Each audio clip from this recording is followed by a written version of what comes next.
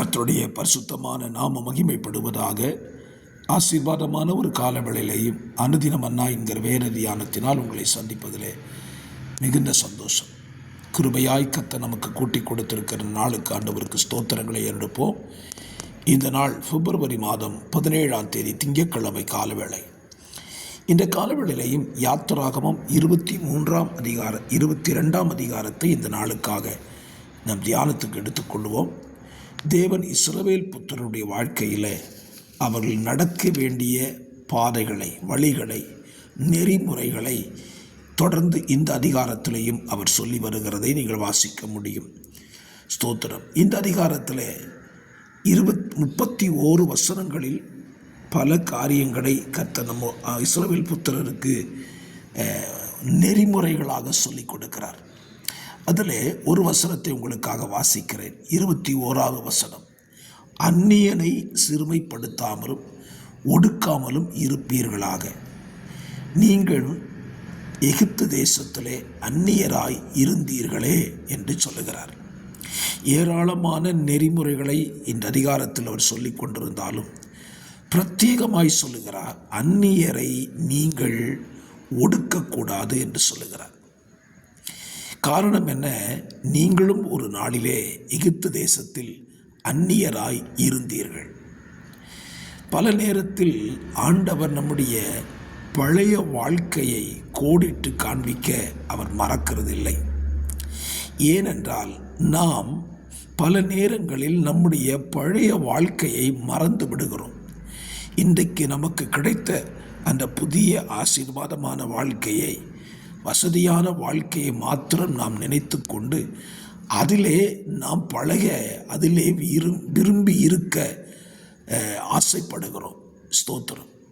நல்லது, கர்த்தர் நம்மை ஆசீர்வதித்ததுக்காக நல்லது, நன்றி சொல்லுங்கள். ஆகிலும் நாம் கடந்து வந்த பழைய வாழ்க்கையை, நம்முடைய முந்தின நிலையை நாம் மறக்கவே கூடாது. ஸ்தோத்திரம். ஏனென்றால் நம்முடைய நிலையை நாம் உணரும் பொழுதுதான் மற்றவர்களுக்கு உதவுவதற்கு நமக்கு மனது வரும். இஸ்ரவேல் புத்திரரை பார்த்து சொல்லுகிறார், பார்த்தீங்களா, நீங்களும் எகிப்து தேசத்தில் அந்நியராயிருந்தீர்கள். எகிப்து தேசத்தில் இஸ்ரவேலுடைய நிலைமை என்ன? மற்றவர்களால் ஒடுக்கப்பட்டவர்கள், எகிப்து ஜனங்களால் ஒடுக்கப்பட்டவர்கள், நெருக்கப்பட்டவர்கள், ஆகாரத்துக்காக எகிப்துக்கு போனவர்கள் அல்லவா?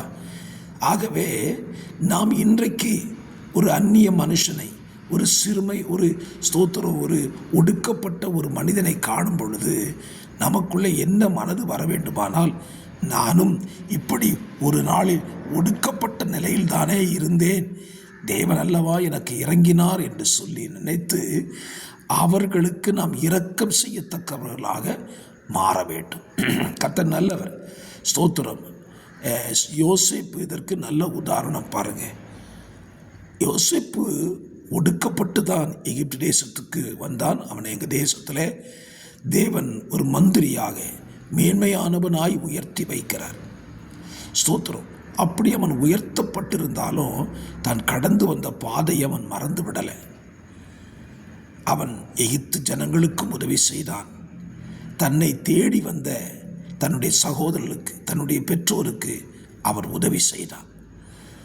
அவன் வாழ்ந்த பெரிய வசதியை வைத்துக்கொண்டு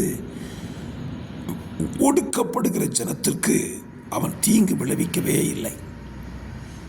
என்னை கேட்கிற அருமையான கர்த்தருடைய பிள்ளைகளை, இன்றைக்கு உங்கள் வாழ்க்கையை யோசித்து பாருங்கள்.